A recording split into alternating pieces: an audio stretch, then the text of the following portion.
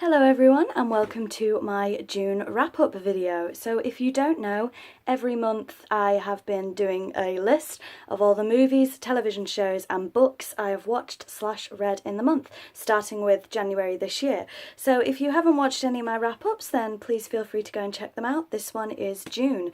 So I didn't do as much in June reading and watching wise as I did in some of the previous months, but I did quite a lot still. So we'll start with movies. The first movie I watched finally was The Greatest Showman. I finally watched The Greatest Showman. Me and my mum purchased it on the Virgin store and we wanted to get our money's worth, so we actually watched it twice. I think my mum probably watched it 3 times and we fell in love with it. Please, please, everybody, if you only take one thing from this video, give The Greatest Showman a try because I loved it. I am biased because I do love musicals. It is a musical.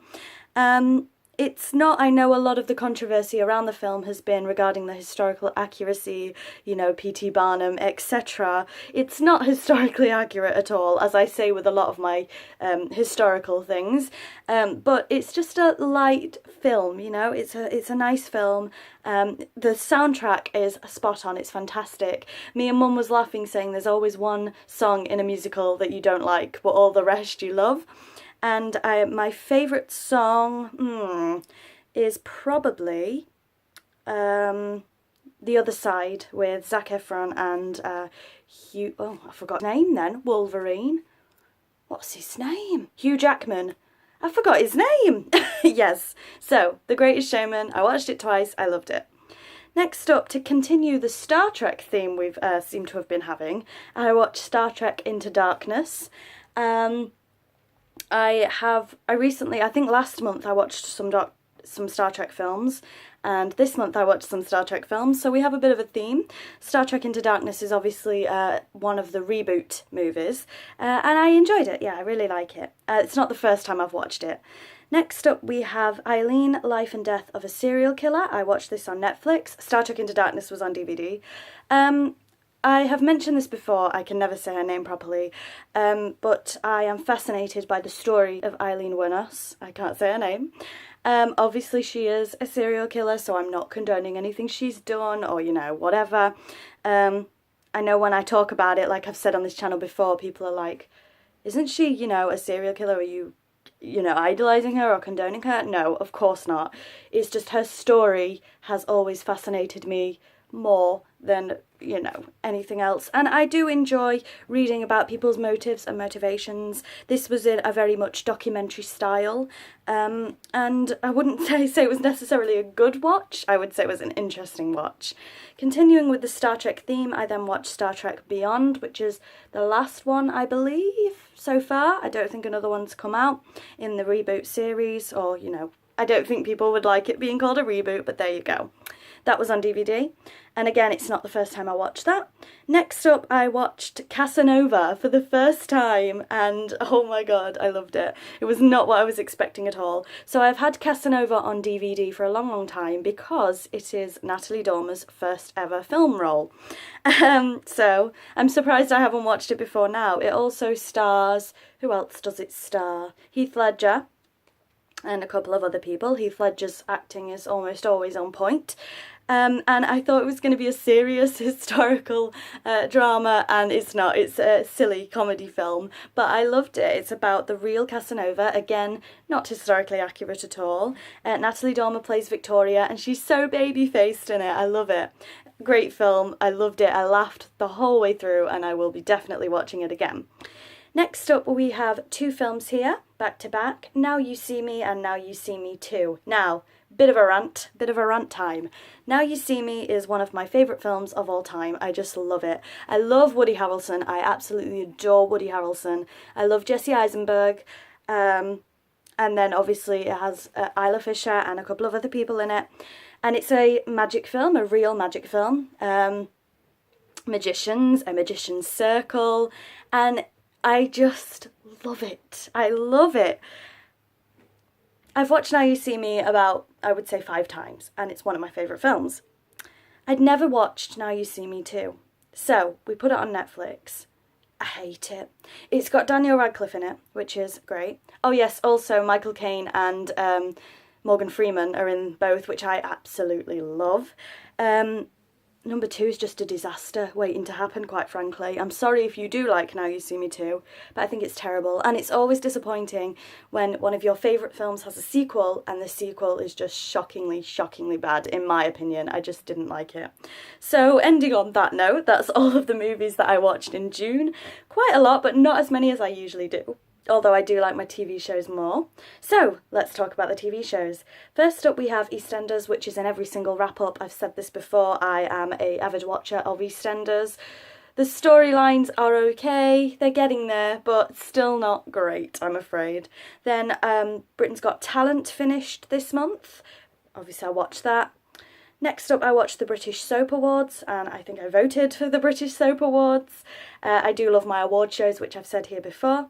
Then I watched one episode of Sex and the Silver Screen, called Sex and the Silent Screen, about how sex sells in movies, which it does, and about black and white old silent movies and, you know, the girls in them and things like that. Then I watched the Queen's Coronation in colour. It was the first time I'd properly seen the Queen's Coronation because obviously I wasn't born when the Queen was crowned. It was really, really good. You know, I love me royal family and, well, not just the royal family we have now, but through history. And it was very, very interesting. Next up, I have been continuing to watch The Tudors. This is my second run through of the series. I am on, I think, the end of series 2. I'm nearly on series 3 and there's 4 series, so you'll hear about that in July's wrap up as well. I've talked about the Tudors far too much on this channel, you know I love it. Then I watched a bit of Soccer Aid. I watched the full Soccer Aid, which was quite good. I have also been sporadically watching the World Cup. This is not because I want to, this is because my dad has been watching it all the time. So obviously I've been watching it with him. Yeah, there's that. And the final thing I've got here is the Graham Norton Show. Now, I do watch the Graham Norton Show, not all the time, unfortunately. It is sporadically for me whenever I tune in. But I had to watch it this month because a certain Natalie Dormer was on it. So, of course, I had to watch it. And I also watched the Ocean's 11 special with Helena Bonham Carter, who I love, Sarah Paulson, you know, everybody from Ocean's 11, or mostly everybody. So I don't know why I've decided to mention Graham Norton this month and not any other month. Probably because Natalie Dormer was on it. But there you are. And that's it. So finally we're on to books. And there's only actually 4 of these this month. So it's good, but not a great month for me by my standards. I usually flip through the books, you know, really, really quick. We have The Scandalous Lady W. If you don't know, if you've been watching these wrap-ups, I finally watched The Scandalous Lady W for the first time this year, starring Natalie Dormer, and I fell in love with the movie. It's only 90 minutes. I loved it, so I of course had to get the book. And the book, I have to tell you, the reason I haven't read as many books is because I found it really difficult to get through, because I'm not really a fan of factual books in that way. I mean, I am. I can't explain it. It was very difficult for me to get through, but I did enjoy it. Then I had bought a couple of Harry Potter books from Amazon, I believe. I bought The Dark Arts. I should have probably brought them in to show you, but oh well. I bought the Harry Potter book The Dark Arts, which is all about the dark arts, and I bought Harry Potter Movie Magic Volume 3, or The Wizarding World, because it does have Fantastic Beasts in it as well. I realised I have Movie Magic Volume 1. I bought Movie Magic Volume 3. I actually don't own Volume 2, so I need to get that.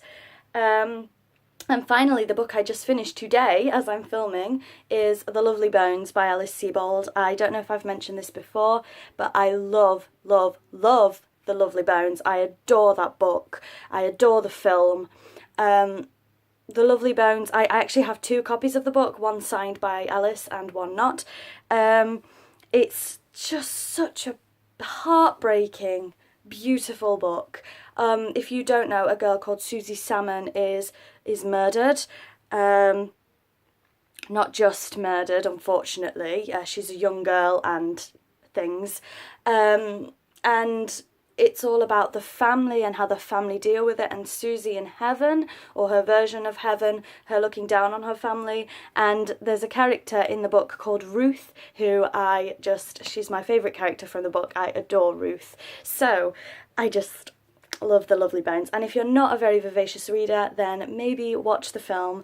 Prepare to cry your eyes out, because it's just so heartbreaking to me, but I love it. So that's actually it for June. So like I said, quite a lot, but not that much by my standards. So hopefully my aim is to read more books, at least 5, 6, 7 books in July. That's my aim. So thank you very much for watching, guys. I hope you enjoyed. I will see you on Wednesday with a collection video, I believe, and hopefully I will see you all soon. Bye bye.